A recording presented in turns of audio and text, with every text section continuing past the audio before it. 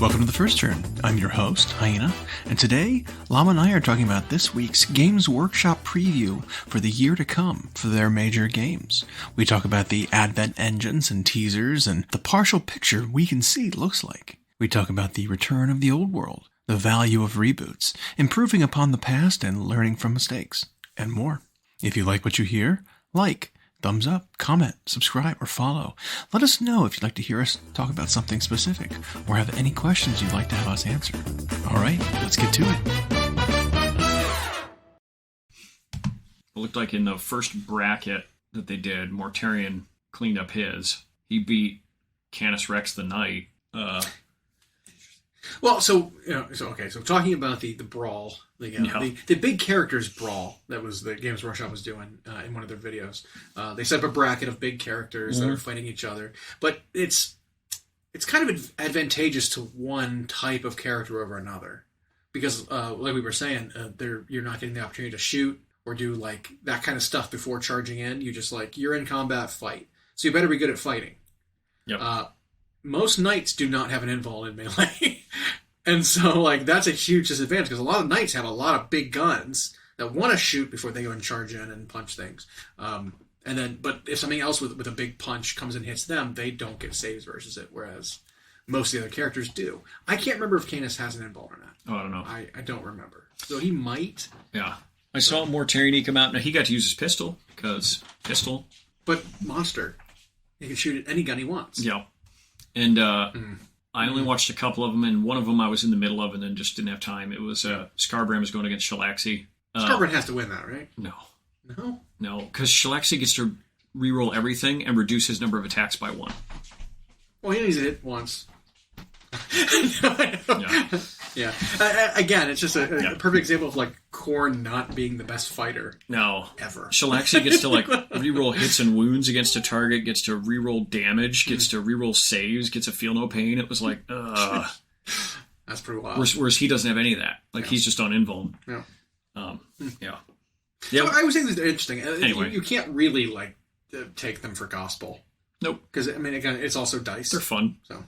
But yeah, that was at least fun to do here at the end of the year, and you get to watch it. And, they actually had guidelines for their rules this year round, so that was good. But we've been getting with the Advent engine finishing up last weekend before Christmas. We've gotten a few days in a row of some payoffs of some of the what's to come. We haven't seen many of the Advent engine silhouettes yet. I want to say we've seen a quarter of them. Mm-hmm. So, obviously, we had on Christmas Day, Dark Angels announced with their update to a lot of stuff. Actually, they're getting a lot more than I thought they were. Mm-hmm. That's really cool. Man, those Inner Circle are amazing. They look so much like the Dark Angel models from Horus Heresy that we really liked. The aesthetic of the knights with the black armor and all the regal robes and stuff. I'm glad they're bringing that back. Well, that is cool. They had a version of them in Firstborn Marines that were robed Dark Angels guys, but I think they just counted as tactical. They were just regular dudes, I think. Maybe they were veterans. Yeah. But you're right. They had the robes. I remember that. But they did not look this good. No. These remind me of how important looking those, what are they called for the Black Templar, Sword Brethren or whatever. It's like that. You get this ultra elite special unit. There's only 10 of them in the chapter or whatever, probably. Yeah. Love them. Looks great. We did the Deathwing Terminators getting their update, both Knights and the normal Terminators, and they're getting an upgrade sprue that has a plasma cannon in it. They've always been the only loyalist Terminators that can have a plasma cannon. Yep. And they're continuing that. And that upgrade sprue is the Ravenwing feathers for the bikes. Yeah, so you can upgrade your Outriders. That's cool. And then we know that there are at least 2 characters coming, 2 named characters. Asmodee and Belial. Belial, which was several of the teasers was Belial. Yep. Including the burning skeleton. For some reason, yeah. So if I'm looking at the list here, we had obviously the Dark Angel. What we thought might have been Crozy or something is a standard. Mm-hmm. One of the new Inner Circle is carrying that. We had I think the Scabbard is on one of them or is on Belial himself. We had the decanter of smoke the sensor. Yep. That was one of them. The burning skeleton was one of them. The Stormbolter was Belial's Stormbolter. Yep. And I think that was it. It was just those 4. And then we had at least one from the silhouettes we had in the last few days. I'm pretty sure those horse feet are from the Age of Sigmar What's to Come trailer that we saw. I think it was yesterday's. But it's really exciting to try to piece these together with other things that we've seen. And it's like, well, some of them are like very clear. It's still just so unknown with so many. Yeah. You know? Which just shows how much they've got in the pipeline, you know, and how much the lead time you've got. Because a lot of those pictures, even though they're black and white, it's like that's painted. That's studio painted. So it's been done. It's painted. I bet you could even like mess with contrast on the photo itself, and maybe even see some detail. Because some of them were like that, where they didn't literally black out the entire silhouette; they just darkened it. Yeah. So you could reverse it and see what it was a little bit. That's funny. But so in order, we had 40K was Monday. Yep. Or Tuesday? No, Tuesday. It was Tuesday. We had AOS yesterday, and then Horus Heresy today. I'm gonna start with Horus Heresy. The Horus Heresy one first, because what a snore. It was not that interesting. Like, that was not interesting. Because you can tell, I can clearly see what all 3 of them are. Right? It was a space marine just holding a flag. Yep. Okay. An ancient. He's like the guy in a football game who holds the first down marker. Right. It's just that. Yep. You had another standard bearer for the Solar Auxilia. You can see their classic helmets. The guardsmen of that era. And then you had it was clearly a sentinel. A proto sentinel. Right, sort of open top. It's like the walker, like the call lock guys have from Necromunda. Yeah, where they're just legs with like a thing. And I like to imagine when it's riding, they're like holding onto a handle, and their body is just like flapping in the wind, like a flag, riding that Bronco at the bar. Yep, that's kind of what it reminded me of a little bit, because the guy is just like, he's so precarious on top, with his like las cannon or whatever he's got, and that's like, here's what you get, Heresy. That's like. Yeah, that's not very much, other than maybe the fact that it points out that maybe Solar Auxilia is going to be getting plastic. I think that's a big, because a bunch of their tanks exist, so might as well, right? Yeah. So Horus Heresy may not just be Marines and Marines anymore. We're now getting into the other armies. My hope is that it's like we start to see Mechanicum in plastic for Heresy coming this next year after the Solar Auxilia, because I'd love to get me some proxy dreadnoughts in the form of like the Domitar and things like that. Well, and I mean, if it stays rolling, successful, and it's what a simple way to release stuff, because even if they do Solar Auxilia and the Mechanicum, they still just have to make generic cookie cutter versions of everything, because they represent every side. Absolutely. So yeah, that's just what a game system. You have like 3 factions you have to worry about. I mean, the same thing goes for the epic scale one. Yep. It's the same deal. Yep. You can just make these generic versions. People can paint them however they want. Everyone had Baneblades. Yep. Every planet, that Guardsmen drew from had their armor. Yep. So. Yeah, exactly. So that was that one today, and it was kind of like, okay. Yep. It didn't seem interesting at first, but you're like, okay, what it can mean in the future is sure. Interesting. Yesterday we had AOS, and we were racking our brains trying to figure out what was going on there, because it seems like we're getting stuff for armies that have just gotten updates. It's kind of what it seems like at first, right? It's like, well, Slaves of Darkness was one of the last books of this year, and it seems like they're getting more stuff that wasn't in that book. Yeah. Because one of the silhouettes, or two, maybe 2 of the silhouettes with 2 different models, looked like horsemen, right? We've been saying for a long time, Marauders are an eyesore in that book. It's like Skaven porting over all their old models, or Lizardmen, they ported over all their models. Most of them are replaced now. But go look at Temple Guard and tell me those hold up. They do not. But it's like that for like the Marauders, the Marauder Horsemen. They're just these like balloon animal, just barrel-chested barbarian guys whose aesthetic, I don't think even worked for fantasy, because they had like Ooga Booga Conan like horned helmets, and stuff, and it's just like, and their bodies were done at the same time that they did that version of the Cataclysm Vampires. Absolutely. So they were just balloon animal muscles, yeah. And so like I never liked those models, and I especially didn't like that they got ported over.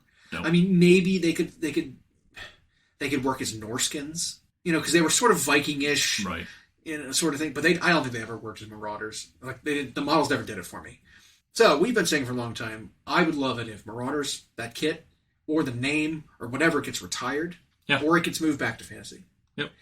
And then there's a new version of Marauders and Barbarians and stuff that already exists in AOS in that setting called the Dark Oath. Yep. That they've already made a bunch of this. The aesthetic works so much better for the setting that we love the look of the models. Yep. They had the Chieftain from Silver Tower. Yep. They had the War Queen from, what was it, Malign Portents, I think. That campaign a few years ago.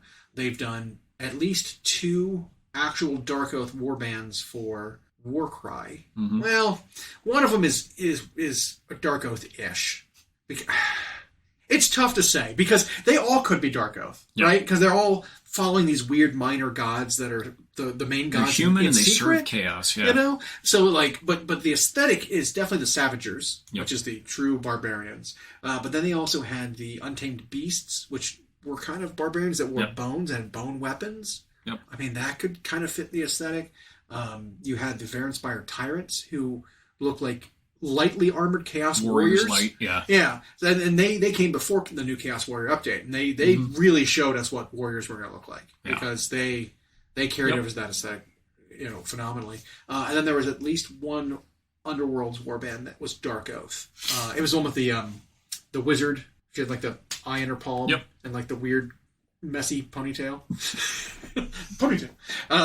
So like we've got examples of Dark Oath. And this one, the silhouette of this horse running looks, man, it like I can see the sort of the ribbed shield of the Savagers that she's wielding, the ponytailed head with like the shaved sides pulled back, and like this is a and I would love it if they these silhouettes might only show us one of however many. Right. I would love it if they got a unit. Absolutely. Of Dark Oath horsemen.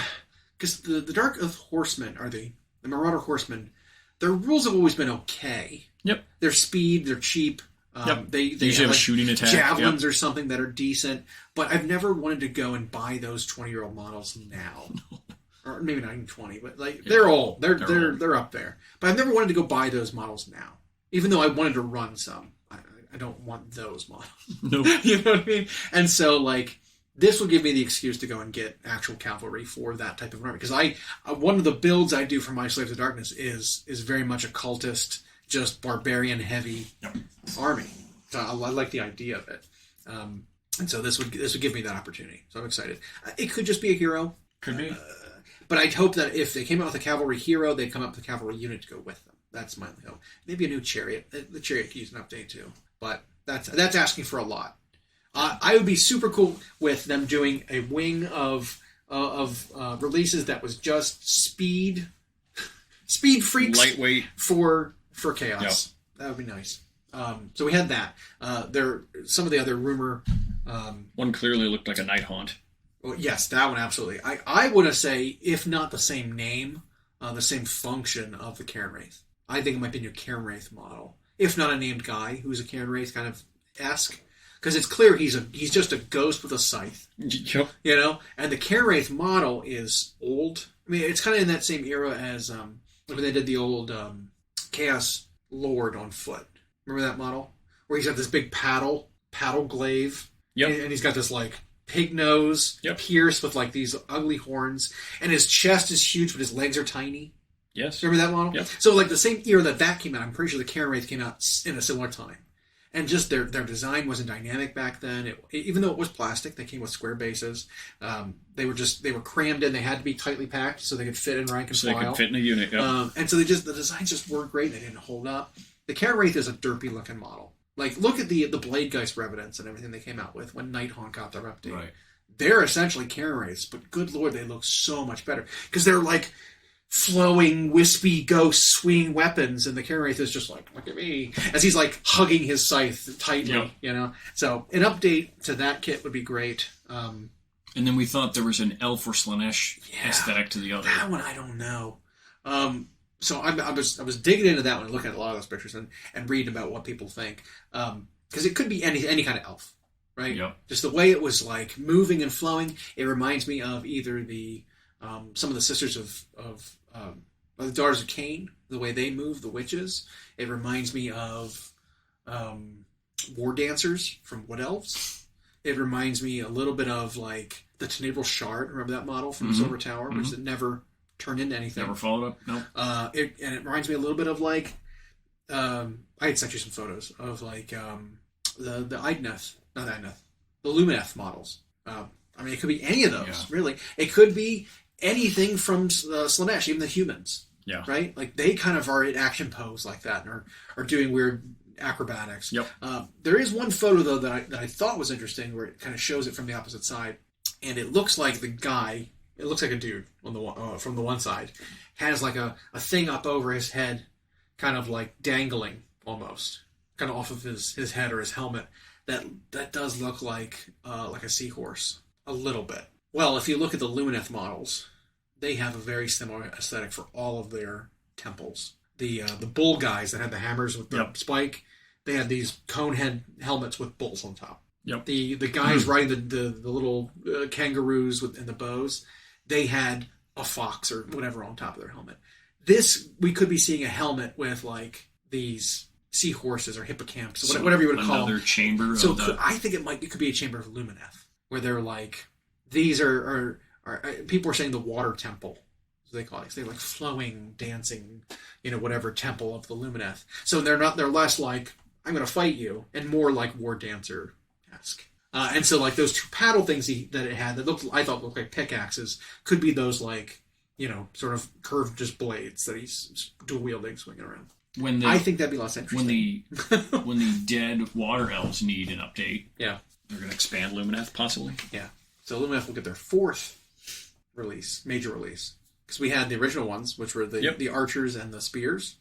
We had the hammer bros. Yeah, you had the two, and then we got the wind guys. Yeah. So it's like, come on, the Eidolons, the big bull, mountain bull, and then the wind fox. So we might get a fourth one now for them, instead of Lumineth getting really any kind of, or Idneth getting any kind of reinforcements. Yeah. Super cool. Just fold them in there. Just make them their water temple. Right. Make them the water temple. Teclis brings them back. That'd be really interesting if they did that. Interesting idea. And then we had two other silhouettes that we couldn't really place. They just could be anything, right? There was a guy with pistols, clearly outstretched pistols, dual wielding, and then there was a guy holding a lantern. He had a big flowy cape. We only kind of saw like his right shoulder and part of that, that part of him. I was speculating some kind of Stormcast unit, because they're all about, heavy armor, which it clearly had some kind of armor, and flowy capes and lanterns. They do all that. Yep. So I was like, it could be a Stormcast thing, but someone had clearly pointed out that the pineapple head on the silhouette of the guy in the like announcement poster has like, his head has like a pineapple hairstyle on top, where it's like a pom-pom ball. Yeah. And when you look at some of the characters from that Hammer and Bolter episode, where they were in, I think it was Hammer Hall, and they were trying to go underneath of it, the one character in that who is like a mercenary is wearing heavy full plate armor and wielding a pistol and a sword, and his hair, because he's like, his ears are in like cornrows, and it's kind of pulled back into a ponytail, is like starburst kind of shape like that, and it's like, oh, that's a pretty good case for being that guy. So we could be seeing like a character unit. Maybe it's him and the Inquisitor. Sort of like how Black Talon got hers. Could be. Yeah. Maybe it's like a character unit, or like a small unit with a character leading it. And so maybe we'll get like another named witch hunter, because the other character in that is a witch hunter who like recruits the mercenary. And so maybe it's just the two of them. Maybe it's more of a retinue. Maybe it's a Black Library release or something, because there's at least one book, I believe, with the two of them in it doing stuff, in addition to that episode. And like the more I look at it, I'm like, yeah, it's probably them. So, I mean, it could be, part of the campaign. The next book comes with, like, here's some heroes for cities. Here's a new, maybe a... I mean, they were hunting some flesh eater courts, weren't they? They were. Well, they were hunting vampires. It's tough to say, because the new flesh eater courts are, like, they're very vampiric. Yep. Like, you look at the Gore Warden we were just looking at earlier, because I picked up one. The Gore Warden is, like... He's like a very feral vampire. He clearly has like Nosferatu influence, big fangs, big pointy ears, very lithe, creepy fingers. The vampire that they had killed in that episode, who was kidnapping people and turning them into vampires, looked more like this than they did like a Soulblight, like a Von Karstein vampire. Right. So maybe they were, maybe you're on something there. There could be some crossover. Yeah. Yeah. Because who's to say that if all Flesh Eater courts are all about that madness? Maybe they're not. Maybe some of these guys don't have a delusion. Maybe they're Flesh Eater vampire bloodline, but like not part of that faction. Yep. So could be anything. I mean, look at how they did the book with Ironjaw's getting that big release, where they got 2 units and 3 characters. Yep. And then technically 2 other monsters. Like, that was a huge release for not having a book come out for them. Right. We could see something like that for... I mean, it'd be weird if it was Slaves of Darkness with Marauders, because they just got their book. Why didn't... Yeah. But their book was so delayed. Maybe this was like, we wanted to expand it more, but it didn't make it into that book. So 6 months, delay plus a few months later, and it's like, okay, you got to read. And they might get a new data sheet that replaces the Marauder one or something, which would be great. I really hope so. And so I think that was all we have seen. That was the AOS. For AOS. Could be up to 5 models, that we see, plus units associated with them. Right. That'd be cool. And then we had 40K on Tuesday, like we said. Also interesting. I mean, it's clear, I think, what at least 2 of the 3 things we saw were. It was very clearly like some kind of orc with a lot of tech. Has to be. Like he had mechanical legs, which we've seen a little bit more of that, of them embracing like tinkering with themselves. I remember the pain doc for the Beast Snaga boys where he didn't have legs. He had those like this prosthetic running legs that like humans like that we get sometimes, or like runners get the blade ones, but they're like backwards. He had legs. Springy. The springy ones. He had legs like that to keep up with like the hogs, I guess. I don't know. So it was like, that's interesting. And he had like a mechanical hand, I think. Needles. So like orcs are getting a little more savvy with their tech as opposed to just being like, me think it work. Right. And this guy clearly had some kind of mechanical body of some kind. He had some kind of shock attack gun because you could see like the convergence of bits going towards some center thing that clearly shoots lightning or energy or teleports grots or whatever into your opponent. And there was like bits and bobs all around. I wouldn't think they would do a new like Big Mech kit because the Big Mechs are part, or at least the Mega. It's part of the Mega Knob one. Yeah, in the Mega armor is part of the Mega Knob kit. And then I think they came out with the shock attack guy is plastic as well. I think so. The one that's vacuuming a grot. Yeah, he's vacuuming a grot. And he's got like this like spinning orb, 3 spinning orbs around his gun. I think that's plastic. It is. Yep. Maybe this is a named character of some kind. Could be. Could be really pulling from the old. I'm really hoping it's like it's not what people expect, and it ends up being like the named who's the Freebooter character who runs with the pirate orcs. Captain Badrock. Badrock. Maybe it's a Badrock reimagined. That would be interesting. Maybe you get him, and then you get new Ludas, because those Ludas are. The Ludas are. No, not the Ludas are old. Well, yeah, the Ludas are old too. I say the other ones aren't. Those the piratey ones. Yeah, those guys are 5. What are they called again? Freebooters. Yeah, that's like the sub faction. They come on 40 mils. They've got like 100 bits in that box. I don't think they'll replace. Maybe they'll get their hero, but he's not in plastic. Correct. And his model, I remember, is really. He's piratey with a dumb. He's like thick, basic orc gun. Yeah. And he's designed where he's just like a big chunk of resin. He was like low profile from front to back. Yeah. So it was like a piece. Yeah. You plopped his head on.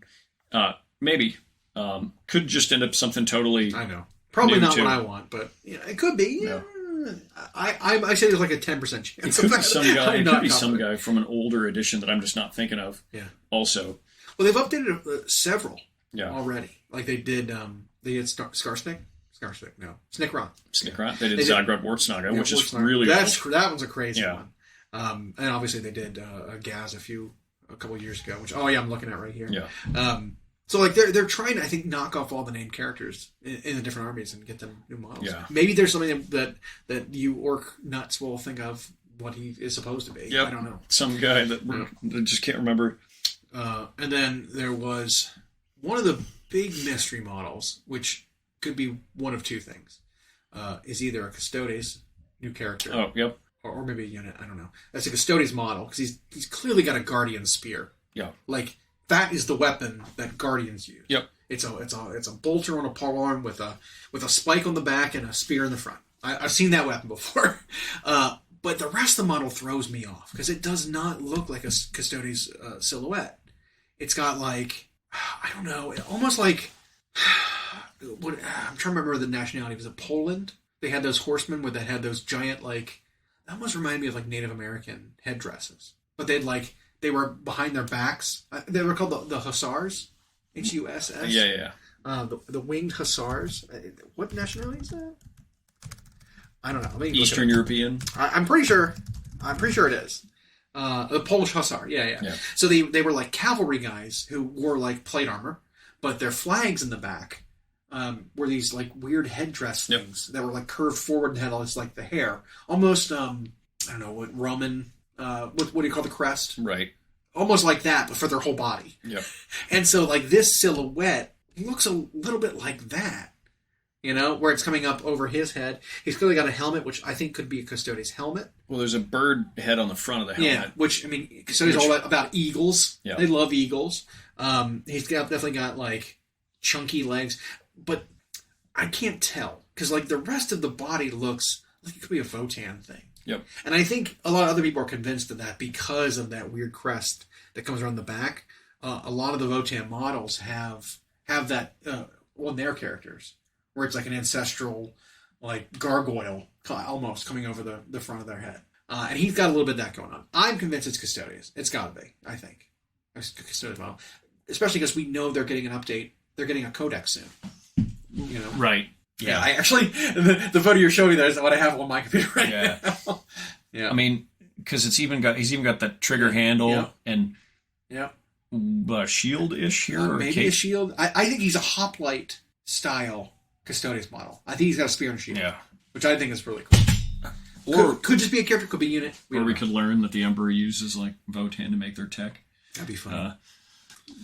Because isn't that the Sigmar story with the Ham Bros? Yeah. Their shields are made by Grungni or whatever. So Grungni, Grungni is the blind dwarven smith who helped Sigmar both build all the cities and forge the first Stormcast, and who's been like helping him with the anvil to try to fix the process, and who actually helped make the Thunderstrike armor to combat that. Although I did literally just read yesterday, Malkador was talking to some custodian, like the two who actually get to stand by the throne. They have special they're consuls of some sort, and he had these funny descriptives. He's like, when it talked to me, it's like the sound that a mountain makes when it talks.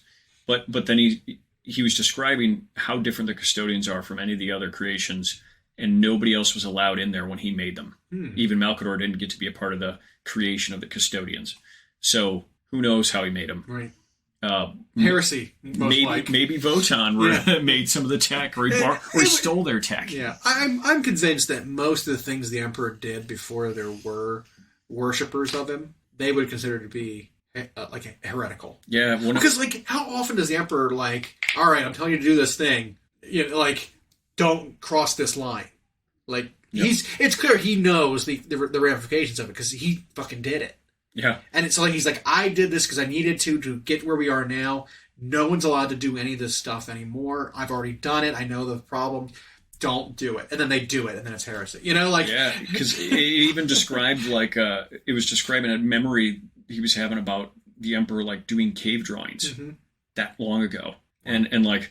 Drawing the buffalo and the deer and all this stuff, but then he always would draw these shadows off to the side because he could tell there was some enemy out there that he didn't, but he couldn't put his finger on it. And it talked about when he first encountered them, he could take their fire and throw it back at them, is how it described it. And he thought it was fun the way they ran from their own fire. He didn't realize how serious of an enemy they would be or whatnot. That's really funny. But yeah, I think he's been able to touch their energy for who knows how long. Yeah. Well, he's a perpetual too. So he's always reborn. Yep. Yeah. Anyway. And then the third thing we saw for 40K, which I think is the most clear cut one, is definitely a Kroot riding a four-legged beast. Yep. It was definitely the silhouette looks so good. So good. Yes, it does. The detail looks spectacular. Well, it's funny because we are looking at one right here. Yeah. Where he's on the giant rubber chicken. Yes, because I have some old Forge World Kroot cavalry. Yeah. Which are riding these just plucked chickens. And they are not. That thing though, that silhouette looks so good. Yeah, and it reminds me a little bit of like the monster we saw from Ash Wastes, that the one guy is like wrangling like the sand beast that has like the predator mandibles open and it's like hunched down. It almost reminds me of that shape. I'm going to go full optimist on this, and I think they're getting a unit of those guys. I don't think it's just. I hope it's not a character. Yeah. I hope it's a unit. Or if it is, there's also a unit of them. Sure. It's going to throw us completely through a loop. It ends up not being for 40k at all. It ends up being for Necromunda Ashwace, and the Kroot are there. It's just in the 40k universe. Exactly. Because releases for Black Library, releases for Underworlds, releases for Warcry are technically AOS. Yep.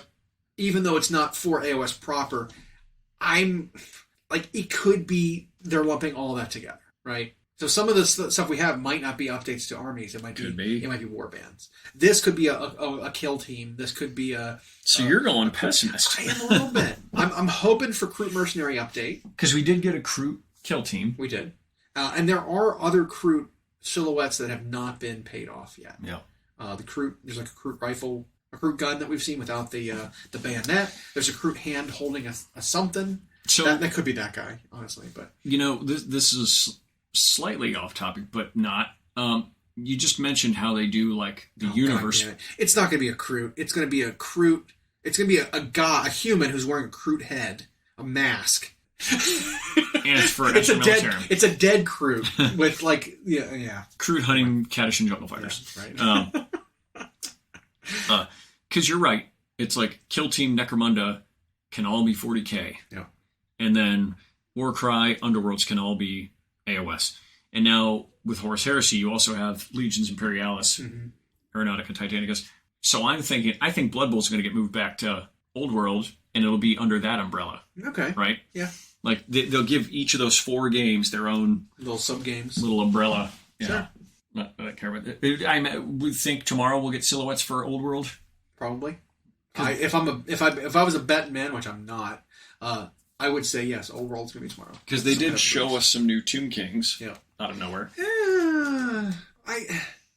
I don't know because they showed us three kits. Right? They showed us the Tomb Swarms. Yep. They showed us some kind of a standard bearer guy, and they showed us a guy with a flail who's just a Tomb King. Yep.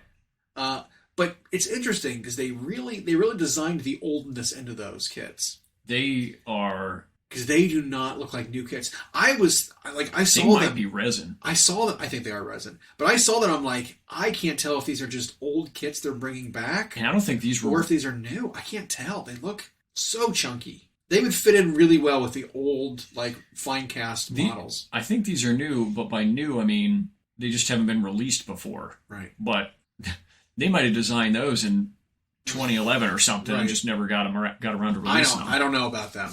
I'm not a fan. I was not a fan of those, like, scarab swarms. I think they could have done better. Way better. Because I think they're resin. Yeah. If they were plastic, they would have made them swirly and suspended with negative space and... Yeah. And even the Lich Priest guy or whatever he is holding the big scroll, it's the same thing. He looks like all his detail is 2-dimensional, like it's just stacked instead of spaced. This isn't a sculpted model. This is just a paint job that's making these things pop out. Yeah, and it's so chunky. I don't like the aesthetic they went with the Tomb King like pharaons, the leaders. They're all so zombie like. I don't like the aesthetic they chose. The old Tomb Kings that they had were less zombie, more mummy, right? More skeletal. These guys are just fleshy. You know what I mean? Yeah. Like they give them like pallid flesh and like glowing eyes, but they're just zombie lords, not mummy lords. You know what I mean? There's a distinction, and it's just like I don't know if I like the aesthetic. Give them masks. Give them like gold masks that cover up their zombie faces or something. Like I'll take that. But I don't know. Yeah, I mean, I guess the one plus is that they're forge worlding it instead of fine casting it is the thing for that stuff now. But it doesn't have that like character series level of forge world touch. Right. It looks like their old metal and fine cast stuff. We also saw what they were planning on doing for factions for 9 of them at the start. Do you remember the list of that? Yeah. Did you have that handy? I do. And the rest of them are all getting legends for now. They're getting legends rules. That's interesting. That's an interesting way to do it. because that means that old factions are still getting playable rules, even if they're not maintained, if they're not balanced. Even they don't care because they won't be match play legal. Which, while it doesn't matter if it's match play or not, so they're releasing. People care. They're releasing a handful of books. One of them is this enormous 300-plus page rule book, and then they're going to have a book for Tomb Kings and a book for Bretonnia, but they're not battle tomes or codexes or army books. What are they called? What are they called them? They're just, it's literally just like art and fluff and all that stuff for them. You don't, But they're releasing 2 books that are just like the Grand Alliances used to be. They're doing a Grand Alliance Good and a Grand Alliance Evil. Okay. 2 books. And the Good book has 5 factions. Dwarf Mountain Holds, Empire of Men, Kingdom of Bretonnia, Wood Elf Realms, High Elf Realms, and those are the coastal ones near Bretonnia. Okay. And then their evil is Orc and Goblin Tribes, Warriors of Chaos. We're going to see how many of those models cross over. Yep. Beastmen Bray Herds, same. Yep. And Tomb Kings of Khemri. Yeah. The other stuff in the interim is going to be Legends. Okay. So, and the interim stuff we're talking about that isn't going to be ported in would include ogres, which are a big part. I assume back then in that history too. Probably. Over the east. Your dark elves, but we're talking like Ulthuan area, right? Ulthuan, that the island of elves, is really far away from where the Bretonnia is. Yep. And so that area of like the Phoenix King, because it switches back and forth who's in control of Ulthuan, right? Sometimes it's high, sometimes it's dark. Who knows back then? And then like Nagarond area is where a lot of the dark elves are. All that's too far away. Lizardmen's over in Austria in the western continent, South America. So they're not there. Interesting that Skaven aren't part of it. Interesting that vampire counts aren't part of it. Because I was thinking, I was like, man, if like high elves and dwarves are in, why are the vampires? Why are the undead in? Because technically, the vampire counts kind of area was both in the Bretonnian area with the Red Duke, and in the Empire of Men. Yeah, because they were elector counts. That was a part of it. Yeah. That's a really weird choice. I wonder if they're hyper focusing on like that area of like where the Oak of Ages, kind of in that area, spread out. So you're seeing a bit of Tomb Kings, bit of Orcs, you're seeing a bit of the Dwarves, you're seeing a bit of the High Elves, and then obviously Bretonnia Empire. Yep. And then Chaos Warriors. But it's weird because Chaos Warriors are like way up north. They have to cross through a lot of other. They have to cross Norska. They have to cross. Right. They have to cross Norska. They've got to cross Nordland. They got to cross through. If they don't go that way, they've got to at least like Kislev. They've got to go through other places to get to this area. I think the Dwarven holds are essentially going to be the eastern border. Right. Of the map. Well, we know there are dwarf holds in between Bretonnia and the Empire. There are, but they're all of those. But they're big ones. Yeah. And then the coastal elves, like the Lothern High Elves, will make the western border of the map. Sure. And so, but that said, it might be smart in the short term to start small. Yeah. Start with 9 factions, because most other game systems out there from other companies, that's still as many or more than like you're still competing with that. And maybe they've got a model track that this is where they're going to go. Maybe maybe they'll bring back some other old factions if the game takes off, or they're saving space for things like Chaos Dwarves, or Cathay. That'd be cool. Or do new Kislev. Stuff. What's the Border Princes area? They could do new factions for Old World. They could do. I mean, hell, look at the excitement when people when they introduced a new faction of the Vampire Undead Pirates. Vampire Coast. Yeah. That was super cool. It was unique. It was new. It wasn't like anything that was really fleshed out before, but it felt very. And they gave them a full roster of really cool looking stuff. Something like that would be great to pull in. And then but you're right about I think Lizardmen and Skaven, that's showing that they're committing to them being AOS now. Right. Which I think is good. Because that was always the worry. It's like, well, they've really done when Seraphon got their model update, I was like, okay.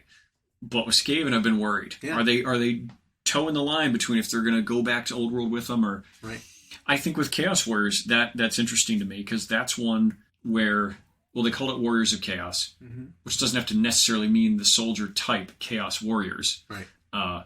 Like, are they going to give them a model that looks more like the old world one, or are they going to just give them the Sigmar super updated flashy ones? I think the Sigmar flashy ones have diverged enough from the old Chaos Warriors that if you went a different art style with Chaos Warriors, or even released the old kit back into it, it looks different enough to me that it's like these are for different games. Because like I've painted me some old. Same. Elbow in Chaos Warriors, and it's like where they're just shield and weapon, doing nothing. They're not as dynamic. They look aesthetically very different from the new ones. Yeah, so maybe it was one of their first trial runs at the push fit stuff because it was literally the front half just clipped over the whatever and you put the hands on. It's funny because some of the Skaven slaves, Skaven clan rats were like that. Where it's like the whole body is just one piece, and it has a weapon, and you just like push a shield on. Yeah, that was it.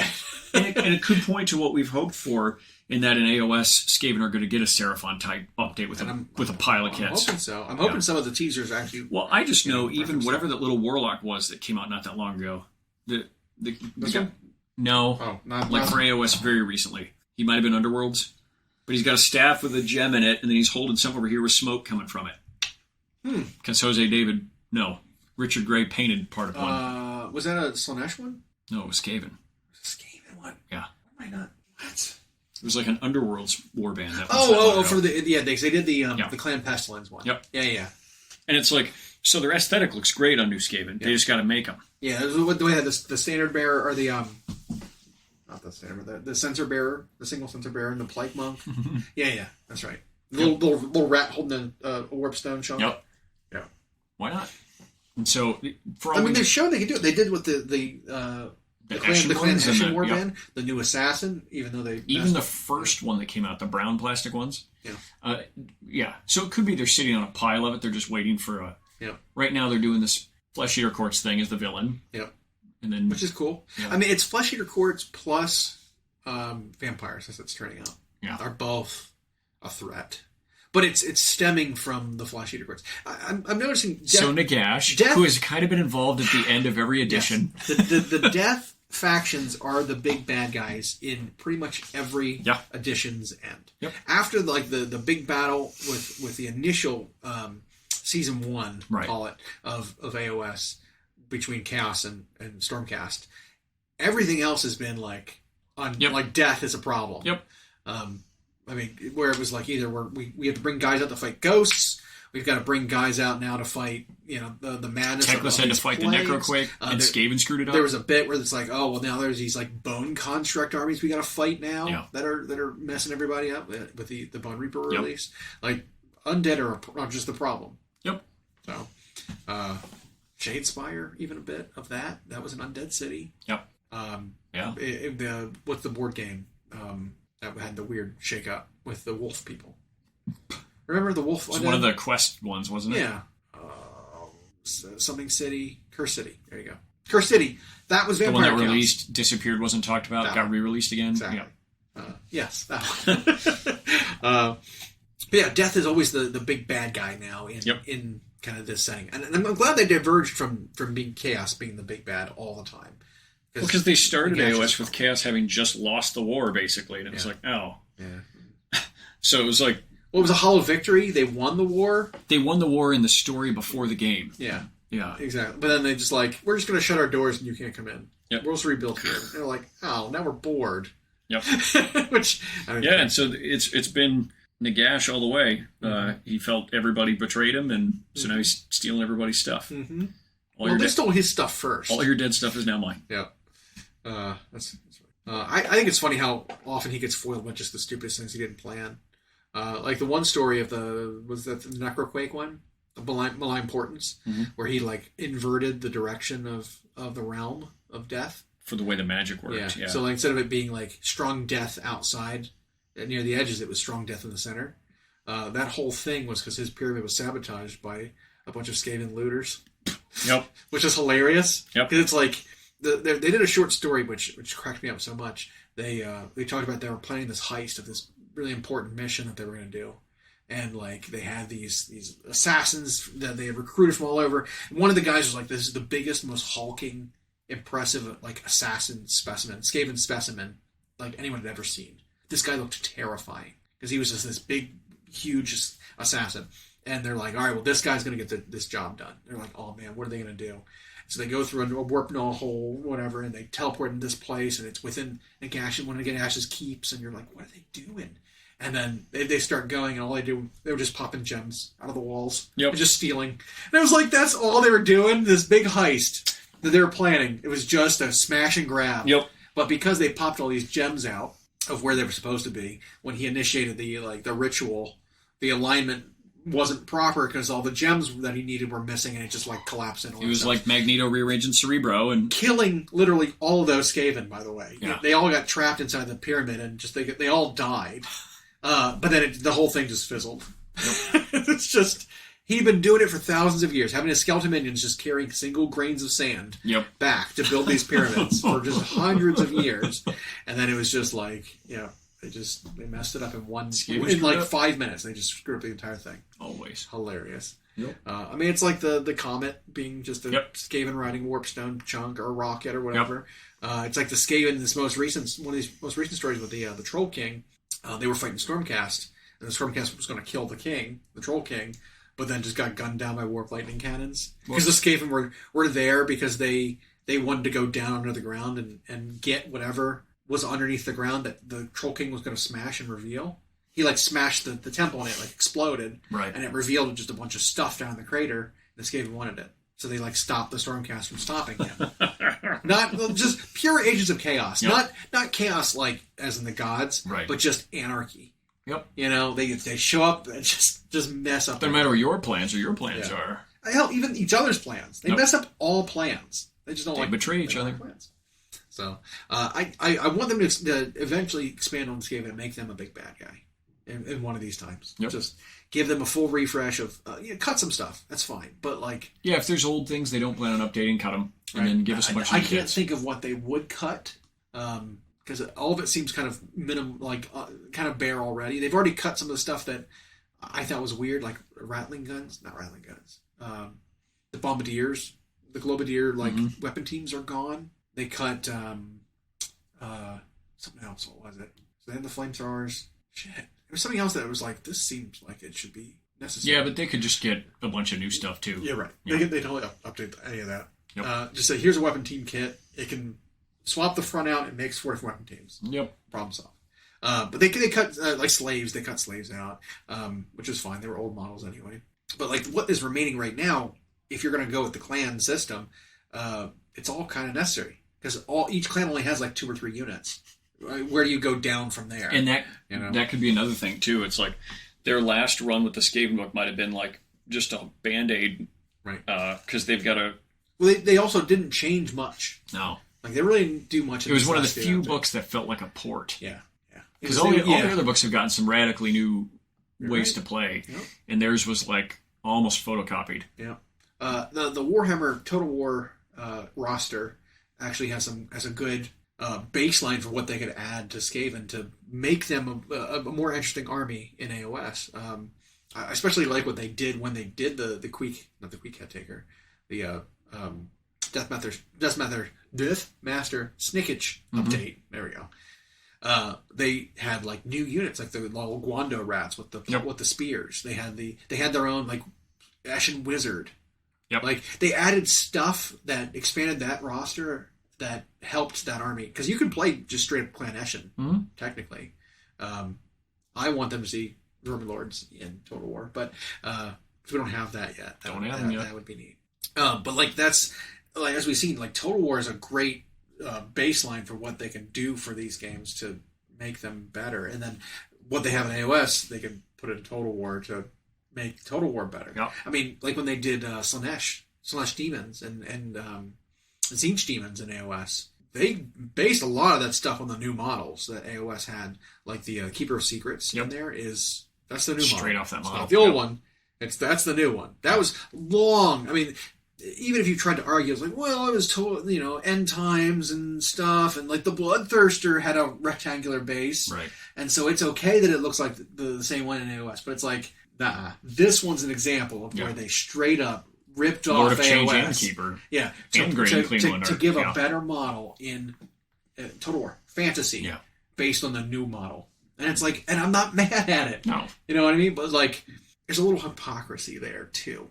Because like, we've talked about this before. It's just like diehard fantasy fans wanting AOS to fail or thinking it already has, which is why they're doing Old World again. But the animosity is only kind of one way. Like, as a fan of AOS, I'm not like, oh, I hope Total War fails. I hope fantasy never comes back. Right. I hope Old World dies in the dirt. No. You know, and I hate the people who like it. It's like, no, it's right. It's none of that, right? No. Like, I'm not interested in it, but if you want, but if it succeeds, then they get to keep making all their games better, right? Yeah, and so it is really funny because it's like, hey man, like why the hatred? Like why the hatred? Like, it's interesting. But it's like we took their game away from them. Right. And that's the other thing is it's like people who weren't interested in fantasy before it died now have discovered it and want it back. Yeah, because they now know it was a thing. It's like people crying for reboots of shows because they discovered them later. They weren't a part of it when it was a thing. They weren't a part of it when it was a thing, right? I mean, there's plenty of shows that maybe even aren't good shows that you discover and you're like, oh, I want this, and then redo this. They could have done another season. Yeah, like and they've tried a few times recently with some of these shows. Like I love Seinfeld. Yep. Don't do a Seinfeld reboot. No, don't. Please, God, don't do it. No. They tried it. I think they were trying it with Frasier. Frasier was an awesome show. It's back on now. Yeah. Is it? Yeah. Why? Just don't. Yeah. I wouldn't want you to do it with any of these shows. They'll just ruin them. Ruin their legacy. You ruined Frasier. Don't do it with Cheers. So don't do it with The Office. Don't do it. And my thoughts on that are similar to something that a painter said. Trovarian said, if you're going to add anything to your competition piece, only add something if it makes it better. Right. And when you take a show that is, if you had a Mount Rushmore of sitcoms, where only there'd be more than 4, but like, those shows like The Office, like Frasier, those ones are in there. They're Hall of Fame sitcoms because of what they were and their containment. Bringing it back does not add to it in a way that makes it better. Right. Because I just don't buy you're going to bring it back and it's going to be funnier than it was. Right. You've got actors doing impressions of who they were instead of when they were in it. And so Frasier actually did come back for a new season that I think just started or it's about to start. Okay. And The Office thing, so that one's weird because it ended, 2014 or 2015. So we were in the age of the internet. And a bunch of young people didn't know about it, but it became the most rewatched show on streaming services. And there was a website that was still alive where you were seeing like what Angela and stuff like that was still up to. And then she did a podcast for a while with Jenna Fisher. And so it was like they were clamoring for it to come back. John Krasinski did some stuff during COVID where he brought them on Zoom calls, but don't do it. You actually wrote off those characters in a way that was really good. They're all off doing different things now. What reason do you have to bring them back to? So I actually think it just wholeheartedly makes it worse. Yeah. I mean, I'm having a hard time thinking of an example where you come revisit a show 10 years later and do another season. Arrested Development? And it works. Oh my God, that was one of the worst ones. Yeah. That was so bad. Yep. Holy crap. I love that show. I almost don't want to go rewatch that show because of that latest season. Yeah. It was awful.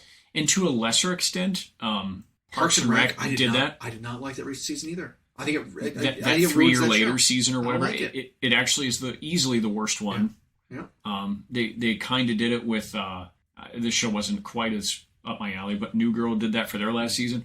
But it's like you take time away and then you come back to try to do it and it's not the same. It's just not. Although, I guess one show, I mean, it's not a sitcom, but one show that actually did okay was Futurama. They rebooted Futurama like 3 times. Well, on different like platforms. Well, I think you have the advantage with a cartoon of your characters don't age. Right. And so you can always just drop them right back into what they were doing. That's a big thing, right? Yeah. It's like with if you did The Office, what would you set it a year after it ended? You can't do that. It'd have to be like the actors. 8 years later, the actors have aged 8 to 10 years or however whenever you do it. You couldn't just drop them right back in, and then so you assume 10 years have passed. And what, they're all just working in that same office with the same dynamic still? It's like, no. Because you had Jim and Pam moved to Austin, and Daryl moved to Austin to run that business. Right. You had Michael moved out to Colorado with, what's her name? Holly? Yeah. They're married and they've got kids out there. And then it's like, Kevin got fired and now works at a bar. Yeah. Creed got arrested. So how does this show work never if you reboot it? Ryan and Kelly have run off somewhere in Ohio. Like, yeah, you have no reason to bring it back. Yeah. Oh, and Nard Dog is now an alumni over at Cornell. Like, see, yeah, you can't bring any of that back. So what you would have You're just going to do the interns who were in that last season? Or what you have to do is come up with a new cast with the same general premise as the show. Right. And try to hope it works without doing impressions of the previous characters. You can't have the same characters anymore. No, you'd have to have completely different ones who have a different dynamic, and then might as well not even call it The Office at that point. Right. Call it something different. It's a different show. It is entirely different. And in this day and age, are you gonna still make us believe that a paper company, a mid-market paper company, and so it would be a different cast, a different location, probably a different industry, different dynamics. Just give it a different name. It's a new show. Yep. Sorry, it's a new office comedy, workplace comedy, and it ended on a good note in the sense that in that last season, when they did introduce some new characters like those interns, it's like they were funny, but that's fine. That's all they gave us. We don't need to see Dwight as regional manager running those guys, right? And why would he still be there 9 years later? Yeah. I did see something about that Frasier with like the son. Frasier's son now being Frederick or whatever. Frederick being so much older, and he's an adult. He's a character on the show, and it's like, is he supposed to be like Frasier? I don't know. And then Frasier's now his dad. I haven't watched any of it. Me either. It's just like I just don't see how this works at all. Like I don't get it. Are they trying to set up Frederick for his own show? Just called Frederick. I don't know. Yeah. It's when the best way to bring stuff back is cameos. That's it. And like during Frasier, during its 11-year run, they brought the Cheers guys back a couple times. Absolutely. And not all of them. And those episodes were fantastic. Yeah. That's all you needed to do, though. Like, don't bring the whole shows back. Like, I agree. But we're in an age where like sequels are the name of the game. Sequels, prequels, sidequels, spin-offs. Yep. And it's just like, oh man, come up with a new story. Well, and it says something to the, like, maybe the writing's so unsatisfactory, or the audiences just have so much less ability to retain what happened or how something concluded that they're just like, well, we always need more information, so write more, give us more. We need to tie our project to an older project, in order for it to for people to even get on board. Let's introduce today's generation to what was popular 27 years ago. So let's bring. Well, like they started doing a live action remakes of all the Disney movies. Why? Most of them have not been good. Why? No, none of them have. Yeah, I can't think of a single one that's been good. I thought The Jungle Book was okay. But okay. And it was mostly Idris Elba as Shere Khan. Yeah. Was okay. But it's funny. I think it's hilarious that they call a lot of these live action remakes, but some of them are not live action at all. All CG. Yeah. Like Lion King. They called it the live action remake. All CG. And it's like, these are not real lions. This is all animation. These are all animated lions. This is the opposite. I can confirm of live action. Lions don't talk. Right. It's just like, what? It's like, yes, okay, Little Mermaid. Sure. It had a couple of people in it. Right. But for the most part, the fish were CG too. Like, these are. They're just animation, updated you know animation. You know what I actually want to see? I want them to see a live action remake of these, but it's just people in costumes. But it's not like veiled that the fish is like a person in a costume. It's just like a person painted like a fish. You know what I mean? I want them to go really cheesy with it. Like, it's a guy, like almost theater. Yeah, almost. Yeah. But I want some forced perspective. Like it's just like a tiny person dressed as a crab who plays Sebastian. But still interacts with the scene, and it's just little. Like that would be live action. Or if it was just a real crab and they like dubbed it over, it's like animation movements. Yeah. That's live action. Yep. These are just animated movies. Yeah. And how do you like make the lightning strike twice? Right? Like look at the cast for The Lion King. It was perfect. Yep. Like how do you improve upon any of those characters? And I still, in most of Disney's early animated gems, they weren't even original story. They were based on books. Absolutely. But The Lion King was their thing, and it was a pinnacle. It was so good, such a huge hit. Their songs were popular forever, and it still holds up when you go back and rewatch it. And it was like, and you were going to redo that with CG. Does that make it better? And it didn't. One of the things that made the original Disney characters work is actually because they animated so much into their face. Mm-hmm. Whereas this, they tried so hard to make the lines look real that they had no emotion. They had no there was nothing to make the people relate to the characters. Just lions walking around and then their mouths would move. It was just awkward. Yep. And why did they have James Earl Jones try to read it? He's like 100. Yep. And so the lines were just like, everything the light touches is our kingdom. Why not, at that point, just use the actual original audio? Yep. And don't even worry about him re-recording it. Because you don't need to. It's the same story. It's literally the same movie. Yeah. Just use the audio from the actual animated one. Yep. It'd have been fine. No one would have got mad. Even whoever was doing the kids, like Nala had no emotion. She like pins him and's like, Pinja. Or like Timon and Pumbaa. How do you improve upon that? No. That was great. Yeah. You know? Nathan Lane and whatever the guy's name was. That's so funny. Yeah. Jeez. Yep. There you go. But it's like Old World. Trying to bring it back? You better make some improvements to it. We've seen... I am glad they picked a different era in its history. We've seen previews of what the rules are going to look like. Yep. And there's some improvements there. I think so. Does it make it a better game? Is it going to be a better game? We'll see. It's now walking out into competition with some games. Because you have your Kings of War or whatever that's called. And you have your Conquest. You got your I mean, I don't know if these games are big anymore, but in the void of fantasy as a game, like 5 or 6 ones popped up. As being Kings of War was your one square of them. bases. You had your Game of Thrones one, your Song of Ice and Fire, which was big for a little while. The Lord of the Rings one, I think, is Middle Earth. Middle Earth is rank and file. No, it's skirmishy now. Okay, well there was one that they did a War of the Ring version. Okay. That's what I'm thinking. But now it's back to just small. And then there's Conquest. Yep. Obviously and there's one other one I'm missing. Blah. There's another one I know that was big. Sure. That did very similar things with like. Stands and like whole units getting wiped simultaneously, and you were taking casualties, which was an interesting mechanic. That might have been Lord of the Rings. No, that might have been because there was a Lord of the Rings one recently. Because I remember I watched a game and like they had whatever the name of the orc that kills spoilers that kills Sean Bean. Oh, Lurtz. Lurtz, is that his name? Lurtz. He's the Uruk-hai. Yeah, the Uruk-hai like captain. Yeah. Lurtz. There was one I remember seeing. Maybe it was kind of skirmishy, but it was still facings. It was still, I think, blocks of some troops that you were still dealing with and doing a little bit of wheeling.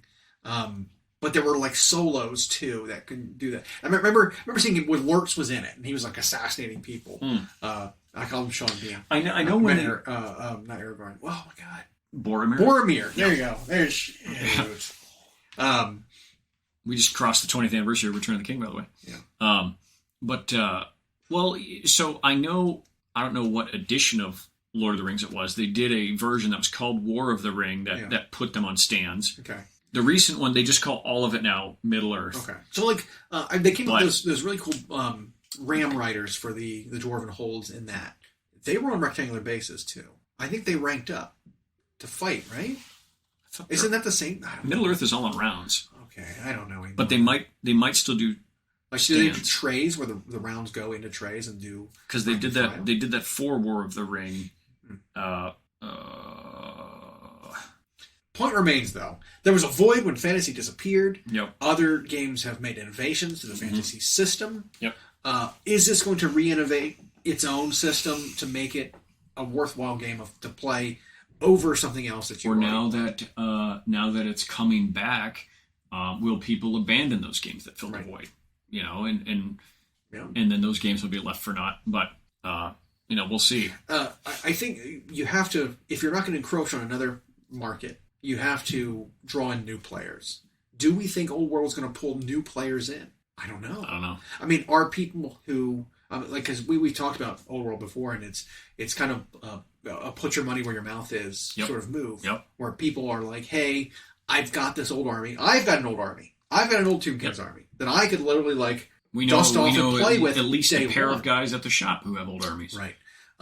Is it going to be the case where it's just going to be old players coming back and playing with new rule set? Is it going to bring in new players from Total War who played it and said, I liked fantasy. I wish the system and the setting were back. And here it is. Are they going to start playing tabletop then? I think that's a tougher jump than going the other way. I agree. Because I mean, that sticker shock and then realizing the assembly and paint and all that. Yeah. And if those guys, I think, were going to get into miniatures games and they didn't know the old world was coming back, they might have tried 4 or 5 years ago when they got into Total War and then thought, well, there's these other Warhammer universes or Star Wars universe or whatever, I'll play that. So I don't know. So it's a lot of questions of how big it's actually going to be because of these variables.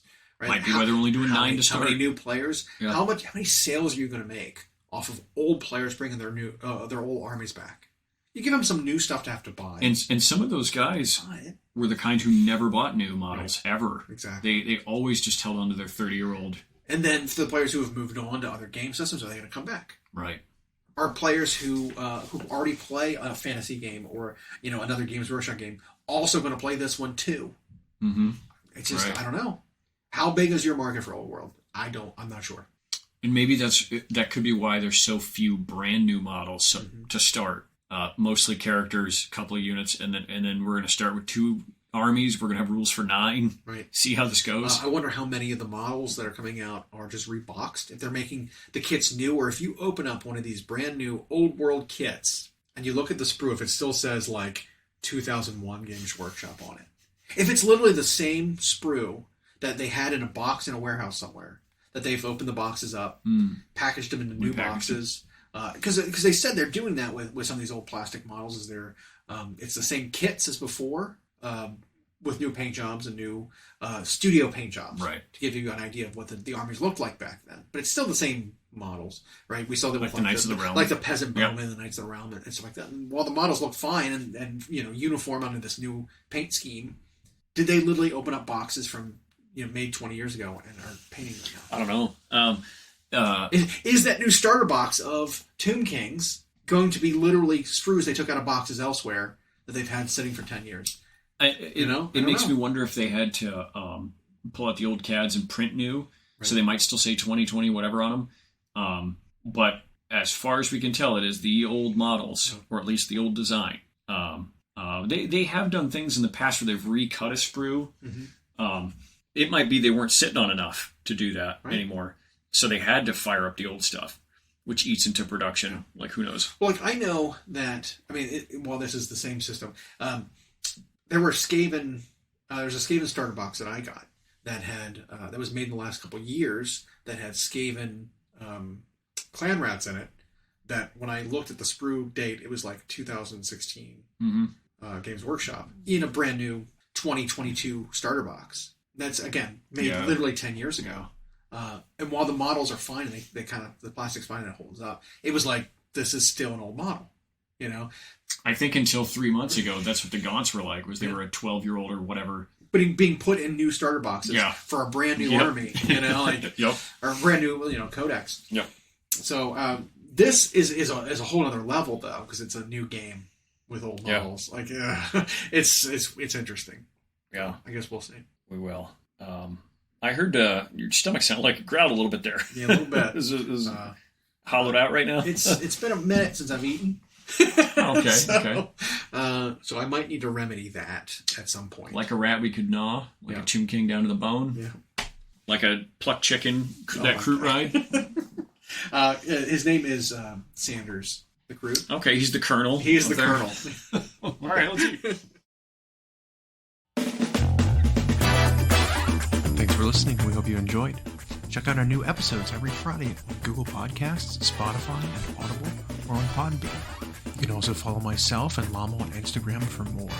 We are at Hyena Paints Minis and at Llama Paints Minis. Music provided by Kevin MacLeod at incompetech.com. And as always, we are